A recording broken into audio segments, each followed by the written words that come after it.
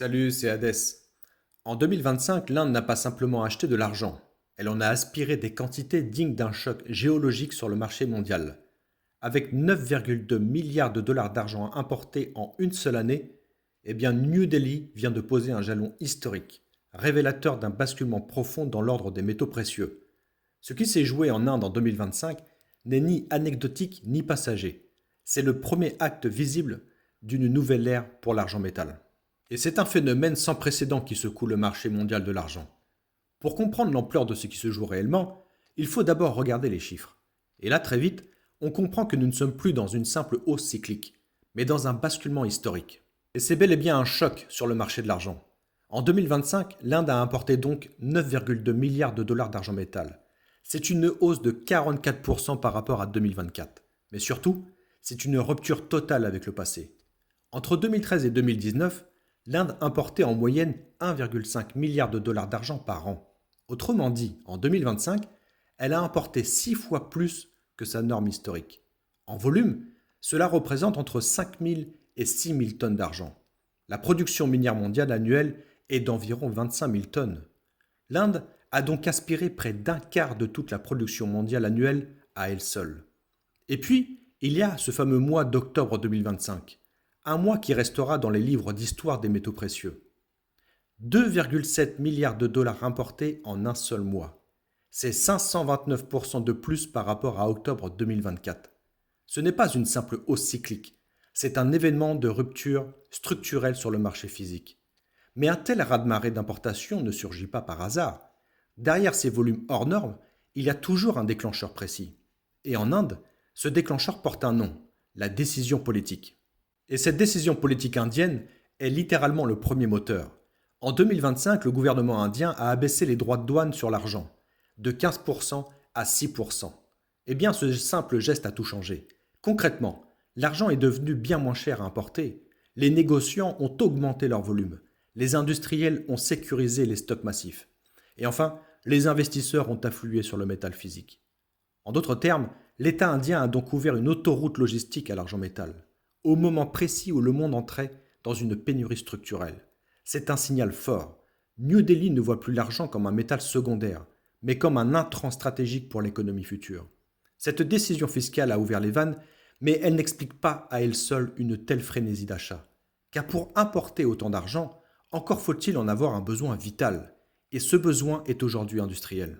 Et c'est bel et bien le deuxième moteur, l'explosion de la demande industrielle. L'argent n'est plus seulement une réserve de valeur, il est devenu un métal industriel vital. Trois secteurs tirent la demande indienne. 1. Le solaire. Chaque panneau photovoltaïque contient de l'argent. Pas en grande quantité par unité, bien sûr, mais à l'échelle de millions de panneaux. Cela devient colossal. L'Inde déploie l'un des plus grands programmes solaires du monde. Sans argent, pas de transition énergétique. Il y a également l'électronique. Circuits, contacts, soudure, composants de précision.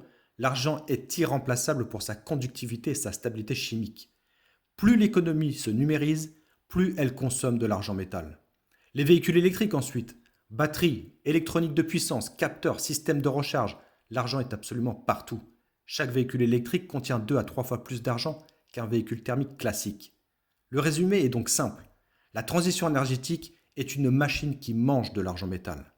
Pourtant, l'industrie n'est qu'une moitié de l'équation, car pendant que les usines avalent de l'argent métal, une autre force, plus silencieuse, mais tout aussi puissante, est entrée en scène, les épargnants. C'est le troisième moteur, le réveil des investisseurs indiens. L'or est devenu trop cher.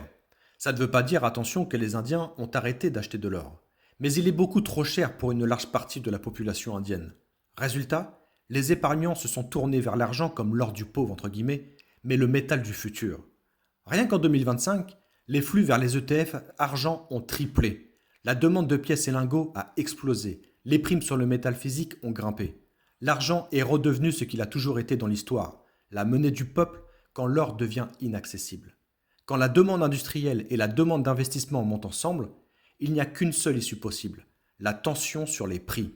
Et c'est exactement ce qui s'est produit en Inde. Et cela a donné un effet immédiat sur les prix. Début 2025, 80 000 à 85 000 roupies le kilo.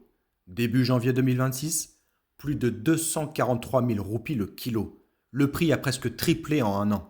Ce n'est pas de la spéculation de salon, c'est un choc d'offres et de demandes sur du métal réel. Mais le marché physique n'est jamais seul à réagir. Très vite, la bourse finit elle aussi par sentir le vent tourner. Et en Inde, les actions liées aux métaux ont commencé à parler. Quand les métaux réveillent la bourse, le signal boursier, le Nifty Metal Index, c'est-à-dire minière et métallurgie, affiche son meilleur début d'année depuis 2018, eh bien nous avons un ratio Nifty Metal sur Nifty 50 au plus haut depuis 11 ans. Autrement dit, le marché action indien commence à comprendre que les métaux entrent dans un super cycle. Jusqu'ici, tout pourrait encore ressembler à une belle success story économique, mais il y a une fragilité majeure dans cette équation. L'Inde ne produit presque pas l'argent qu'elle consomme. Et c'est précisément là où on entre dans la faille de l'Inde, une dépendance stratégique qui pose question. Aujourd'hui, l'Inde dépend à 80% des importations. Elle est devenue le premier importateur mondial d'argent raffiné. Et au même moment, la Chine impose des contrôles à l'exportation sur l'argent depuis ce 1er janvier 2026. C'est une bombe silencieuse sur la chaîne d'approvisionnement mondiale. Le calcul est des plus simples. Moins d'offres chinoises égale plus de tensions, égale plus de guerre pour le métal physique. Et c'est là que l'histoire dépasse largement le seul cas indien. Car ce qui se joue avec l'argent n'est pas un phénomène local, mais un changement profond dans l'ordre métallique mondial. Et c'est exactement le sens profond de ce qui se joue. Le monde entre dans la transition énergétique. Et la transition énergétique est une transition métallique. Cuivre, lithium, nickel, terres rares et argent. L'argent en 2025 est devenu un métal critique, au même titre que le cuivre ou le lithium. Et à ce stade, une chose devient claire. Nous n'assistons pas à une bulle passagère, mais à l'entrée de l'argent dans une nouvelle ère. Une ère où il cesse d'être un métal secondaire pour redevenir un pilier stratégique. En conclusion, l'Inde ne spécule pas, elle se positionne. Elle sécurise le métal avant que les pénuries n'explosent, que les prix ne deviennent incontrôlables et que les chaînes logistiques ne se fracturent. Et quand on assemble toutes ces pièces du puzzle, chiffres, politique, industrie, investisseurs, pénurie et géopolitique, une seule conclusion s'impose. La vraie question, ce n'est pas pourquoi l'Inde achète autant d'argent, c'est pourquoi le reste du monde n'a-t-il pas encore compris que l'argent est en train de quitter le statut de métal bon marché. L'argent blanc se réveille, et comme toujours dans l'histoire, il se réveille dans le silence.